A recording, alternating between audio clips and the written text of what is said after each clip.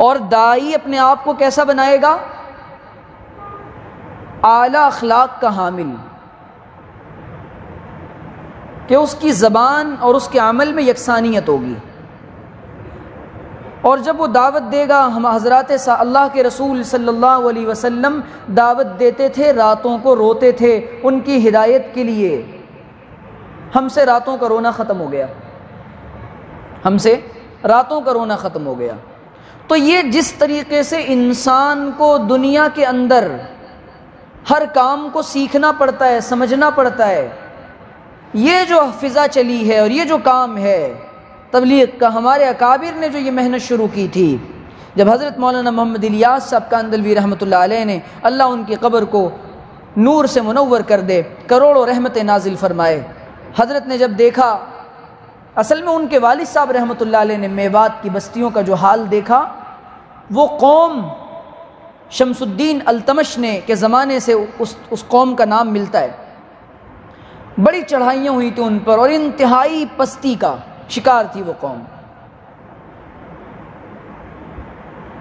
حضرت مولانا آج ہماری کڑھن اور ہماری فکر مسلمانوں کے لیے، ایمان والوں کے لیے کیا ہو گئی ہے کہ ہم دعوت، اللہ تعالیٰ سوال نہیں کرے گا قیامت کے دن کہ انسانیت جہنم کے دہانے پر جا رہی تھی اور ہاتھ پر ہاتھ دھرے بیٹھے تھے، لوگ تیزی کے ساتھ مرتد ہو رہے تھے اور تمہارے کانوں پر جوں نہیں رینگتا تھا۔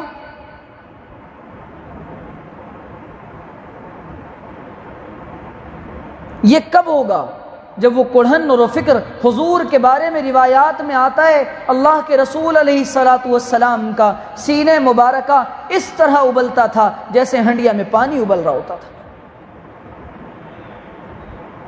اور راوی کہتے ہیں کہ حضور علیہ الصلاۃ والسلام کا معاملہ یہ تھا، متواصل الاحزان لیست لہ راحہ،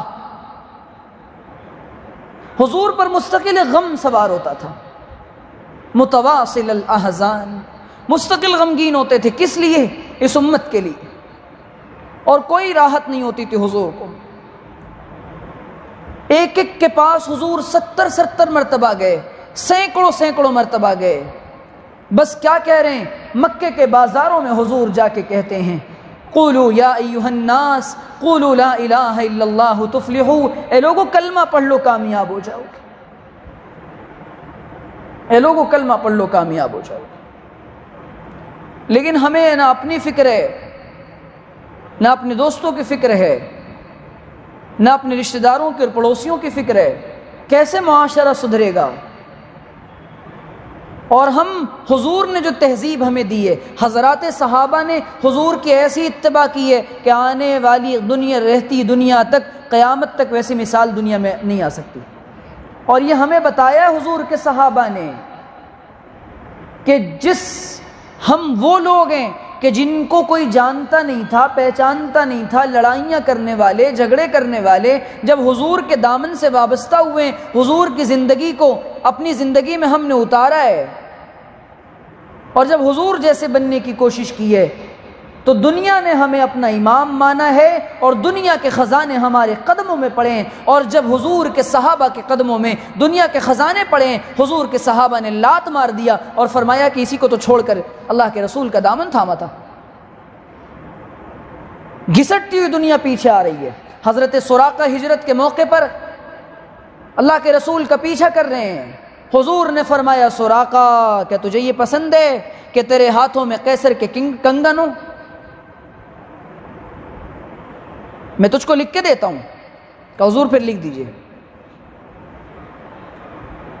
زمانے نے دیکھا اور دنیا نے دیکھا کہ حضور کے صحابہ نے جب اپنے اندر صفات پیدا کی تھیں، حضور کے صحابہ نے جب دین کی دعوت کا جذبہ پیدا کیا تھا، تو حضور کے صحابہ جس طرف نکل گئے ہیں، اللہ تعالیٰ نے زمین کو، آسمان کو، چرندوں کو، پرندوں کو، درندوں کو، درختوں کو، ذرات کو، حشرات الارض کو اور دنیا کے تمام نظام کو ان کے تابع کر دیا تھا کہ جو دنیا کے اندر محمد کا غلام ہو جاتا ہے، ساری دنیا اس کو اپنا امام بنا لیتی ہے۔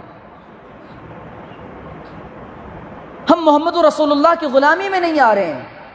علامہ اقبال نے کہا تھا، لندن گئے اقبال، اور اقبال نے کہا تھا کہ جس دنیا جس طرف اور مغربیت کی طرف اور ویسٹرنائزیشن کی طرف اور مغربی تہذیب کی طرف جو انسانیت کو کھینچ رہی ہے، میں قسم کھا کے کہہ سکتا ہوں کہ لندن میں رہنے کے بعد اور یورپین کنٹریز کو گھومنے کے بعد 1 منٹ کے لیے بھی میرا دل لندن کی طرف نہ گیا، 1 منٹ کے لیے بھی میں مغرب زدہ نہیں بن سکا۔ اقبال صبح کو قرآن پڑھتا ہے، رات کو تہجد پڑھتا ہے، اس کو معلوم تھا کہ یہ سب فریب اور دھوکہ ہے جو دنیا دے رہی ہے، اور اقبال نے اپنی زبان میں کہا خیرہ نہ کر سکا مجھے جلوے دانش فرنگ۔ جو تمہیں نظر آ رہا ہے نا، یہ لائٹیں، یہ فیم، یہ گلیمر، یہ ڈسکو کا کلچر، یہ راتیں جو تمہیں صبح کی طرح نظر آ رہی ہیں، یہ سب کا سب دھوکہ ہے۔ اقبال کہتا ہے خیرہ نہ کر سکا مجھے جلوے دانش فرنگ، میری آنکھ کا سرمہ ہے خاک مدینہ و نجف۔ اوہو، یہ جو مدینے کی خاک ہے نا اور نجف کی جو خاک ہے، میں اس کو اپنی آنکھوں میں بسا چکا ہوں اور اپنے دل میں بسا چکا ہوں۔ اب مجھے یہ رنگینی اور یہ بری تہذیب مجھے اپنا دیوانہ نہیں بنا سکتی۔ میں محمد رسول اللہ کا غلام بن چکا ہوں اور میں مدینے کا دیوانہ بن چکا ہوں۔ اس مدینے کے معاشرے کی طرف یہ امت جب جائے گی اور اس دین کی طرف جب امت آئے گی، آج ہم نہ دعوت دے رہے ہیں اور نہ دعوت کو قبول کر رہے ہیں، حق بات قبول نہیں کی جا رہی ہم سے۔ مسجدیں ویران ہیں، مسجدیں ویران ہیں، کیوں؟ کہنا سننا چھوڑ دیا اس امت نے، نمازوں کے لیے نہیں بول رہا ہے۔ صبح صبح فجر میں جاتا ہے، جوان بیٹا گھر میں سویا ہوا ہے، اس کو چادر اڑا کے جا رہا ہے، ٹھنڈ لگ رہی ہوگی، خود تو چلا جنت کے راستے اور بیٹے کو جہنم کی آگ میں جھلسنے کے لیے چھوڑ دیا۔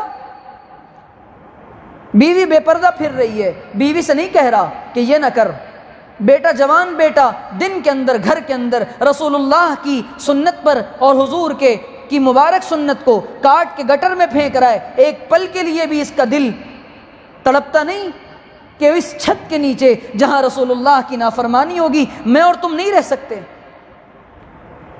شادیوں میں دین کا جنازہ نکال دیا، معاشرت پوری بگڑ گئی۔ کیوں؟ حضور کے دین کا ہمیں درد نہیں ہے کہ کتنی مشکلات سے یہ دین ہم تک آیا تھا۔ شیب ابی طالب میں اسی دین کو پھیلانے کے لیے حضور کا محاصرہ کیا جا رہا ہے، مقاطعہ کیا جا رہا ہے۔ 2 اور 2.5 سال تک اللہ کے رسول علیہ الصلوۃ والسلام بائیکاٹ کر دیا گیا، حضور کو بھی، حضور کے صحابہ کو بھی۔ ایک چھوٹا سا بچہ جس نے ابھی بولنا سیکھا ہے، ابھی اس کی تتلاتی زبان ہے، پانی کے لیے تڑپ رہا ہے، پانی بھی نہیں ہے، پتے ابال کے کھا رہے۔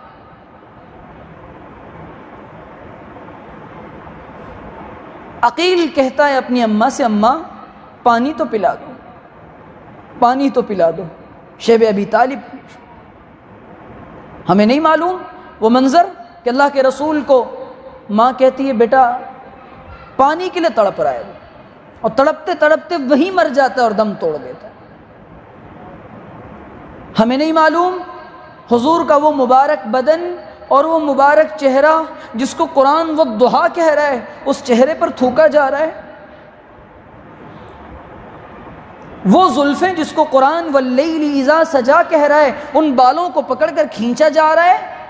وہ جسم اطہر جس کے بارے میں قرآن کہہ رہا ہے وَوَضَعْنَا عَنْكَ وِزْرَكَ، اس زمین کو، اس جسم اطہر کو زمین پر دھکیلا جا رہا ہے اور گلے میں پھندا ڈال کر کھینچا جا رہا ہے۔ ہم بھول گئے نبی کی قربانیوں کو، یہ امت قربانی سے بنی تھی اور حضور نے اپنے صحابہ کو یہ درس دیا تھا۔ راتوں کو اٹھ کر رو رہے ہیں اللہ کے رسول، اور حال یہ تھا کہ راتوں کو جا رہے ہیں۔ ابو جہل کہتا ہے آج جو میرے دروازے پر آئے گا، گھٹا ٹوپ اندھیرا چھایا ہوا ہے، ہوائیں تیز چل رہی ہیں، تیز طوفانی بارش ہو رہی ہے۔ اللہ کے رسول علیہ الصلوۃ والسلام نے جا کر دروازہ کھٹکھٹایا، کون؟ کہا چچا محمد آیا ہے، اور اندر اندر یہ کہہ رہا اپنی بیوی سے آج جو بھی آئے گا، جو کچھ مانگے گا میں اس کو دے دوں گا۔ اللہ کے رسول کہتے ہیں چچا بس کلمہ پڑھ لے، چچا بس کلمہ پڑھ لے۔ کیا بیتی ہوگی حضور، راتوں کو حضور مصلی پہ رو رہے ہیں، اے اللہ عمر کو ہدایت دے دے، ہشام بن عمر کو دے ہدایت دے دے، یا حضرت عمر بن خطاب کو ہدایت دے دے۔ ان دونوں میں سے اللہ ایک کو ہدایت، دعائیں کر رہے ہیں اللہ فلاں کو ہدایت دے دے، اللہ فلاں قبیلے کو ہدایت دے دے، اللہ فلاں قوم کو ہدایت دے دے، راتوں کو دعا کر رہے ہیں، حضرات صحابہ دعا کر رہے ہیں، اور دعاؤں اس امت نے اور ہمارے ساتھیوں نے دعاؤں میں بڑا کم وقت لگایا ہے۔ ہماری دعوت بے اثر کیوں ہو گئی؟ کیونکہ ہم نے دعائیں مانگنی چھوڑ دی۔ ہماری زبان بے اثر کیوں ہو گئی؟ ہم اللہ سے نہیں مانگتے کہ اللہ ہدایت کے بول اور زبان پر تاثیر آپ دیتے ہیں، اس لیے ہماری دعوت بے اثر ہو گئی۔ جب تک راتوں کو اٹھ کر ہم نہیں مانگیں گے انسانیت کی ہدایت کے لیے، حضرات انبیاء نے بھی مانگا، نبی علیہ السلام نے بھی مانگا، حضور کے صحابہ نے بھی مانگا، حضرات تابعین نے بھی مانگا، اور ہمارے اکابر نے بھی راتوں کو اٹھ کر مانگا ہے۔ افریقہ کے جنگلوں میں حضرت شیخ الحدیث مولانا محمد زکریا صاحب نور اللہ مرکزہ گئے، اور وہاں پر حضرت نے کام کیا، وہاں پر حضرت نے کام کیا۔ جاؤ افریقہ کے ان جنگلات میں بنے ہوئے مراکز سے پوچھو، وہ مرکز اور وہاں کی مسجدیں بتائیں گی کہ حضرت شیخ الحدیث کی آہیں یہاں دفن ہیں، حضرت کے آنسو یہاں وہاں پکار کر کہیں۔ حضرت مولانا الیاس صاحب نور اللہ مرکزہ آخری وقت ہے حضرت کا، حضرت مولانا منظور نعمانی رحمۃ اللہ علیہ ملاقات کے لیے پہنچے، کہا حضرت بڑے کمزور ہو گئے ہیں، بڑے کمزور ہو گئے، اتنی فکر کیوں کرتے ہیں؟ کیا اس اللہ کے بندے کے دل میں کڑھن تھی؟ حضرت نے فرمایا منظور اگر یہ فکر تو بھی لے لے تو میری فکر تھوڑی ہو جائے، تھوڑی فکر تو کر لے، تھوڑی فکر میں کر۔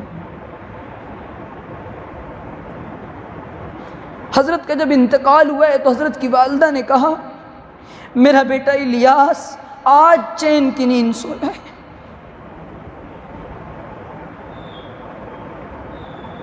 یہ وہی فکر تھی جو اللہ کے رسول علیہ السلام کی منتقل ہوئی تھی، اور راتوں کو اٹھ کر ایک ہی دعا ہے، یا رب امتی، یا اللہ میری امت کو معاف کر دے، یا اللہ میری امت کو معاف کر دے، یا اللہ میری امت کو معاف کر دے۔ اور اس امت کے بارے میں حضرت اماں عائشہ کے لیے، اماں عائشہ کہتی ہیں اللہ کے رسول میرے لیے دعا کر دیجئے۔ اللہ کے رسول نے ہاتھ اٹھایا، اللہم اغفر لعائشہ، اللہم اغفر لعائشہ، اے اللہ عائشہ کی مغفرت فرما۔ اماں عائشہ جھوم اٹھی، خوش ہو گئی، اتنی خوش ہوئی، اتنی خوش ہوئی۔ عائشہ کیوں خوش ہو کہ اللہ کے رسول آپ نے دعا کی ہے؟ حضور نے فرمایا میں اپنی امت کے لیے دن میں ایسی دعائیں بار بار کرتا ہوں، 2 یا 3 دفعہ کر۔